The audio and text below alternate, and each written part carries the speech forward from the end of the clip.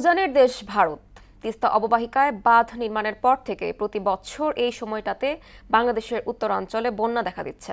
এছাড়া অভ্যন্তরীণ নদী ভরাট, দখল ও নিয়মিত ড্রেজিং না করা সহ নানা কারণে পরিস্থিতি আরও জটিল হচ্ছে বলে মনে করছেন নদী বিশেষজ্ঞরা। উজানের পানি নিয়ে সংকট কাটাতে আন্তঃসীমান্ত নদীর পানি বণ্টন এবং বন্যা পূর্বাভাস সহ নানা তথ্য লেনদেনের বিষয়ে যৌথ নদী কমিশনের তৎপরতা বাড়ানোর তাগিদ দেন তারা। আরও জানাচ্ছেন তাহসিন তারিন।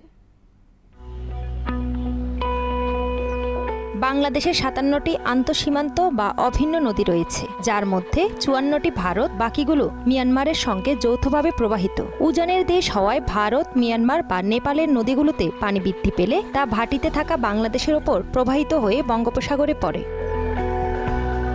প্রতি বর্ষা মৌসুমে ভারতের অংশে তিস্তা নদীর ওপর বাঁধ খুলে দেওয়ার পর স্বাভাবিকভাবেই বাংলাদেশেও তিস্তা ব্যারেজের গেট খুলতে বাধ্য হয়। ফলে নদ নদীর পানি হঠাৎ করেই বেড়ে বাংলাদেশে বন্যা পরিস্থিতির সৃষ্টি হয়। যখন আমাদের পানির প্রয়োজন তখন ভারত আমাদেরকে পানি দেয় না।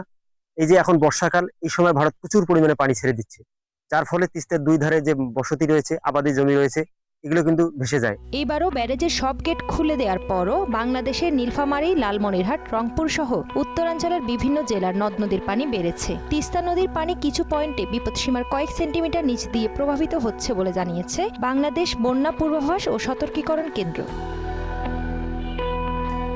সংশ্লিষ্টরা বলছেন, বাংলাদেশের যে মাত্রায় বৃষ্টি হয় তাতে দীর্ঘস্থায়ী বন্যা হওয়ার শঙ্কা কম, কিন্তু উজানের দেশ ভারতের সঙ্গে থাকা আন্তঃসীমান্ত নদীগুলোতে তৈরি করা বাঁধ খুলে দেওয়ার ঘটনা বাংলাদেশে প্রতি বছরই আকস্মিক বন্যা সৃষ্টি করছে। ভারত থেকে অতিরিক্ত পানি আসে, আবার সেই পানি বাংলাদেশের নদীগুলো ধরে রাখতে পারে না, কারণ বাংলাদেশের নদীর যে গভীরতা, সেই গভীরতা একেবারে কম। ফলে পানি নদীর দুই কোলে ছড়িয়ে যায়, এতে বন্যা স্থায়ী হয়ে যায়।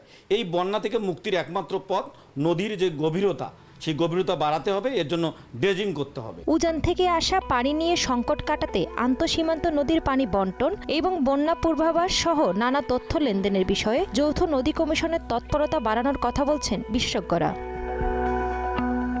তাহসিন তারিন, মোহনা সংবাদ।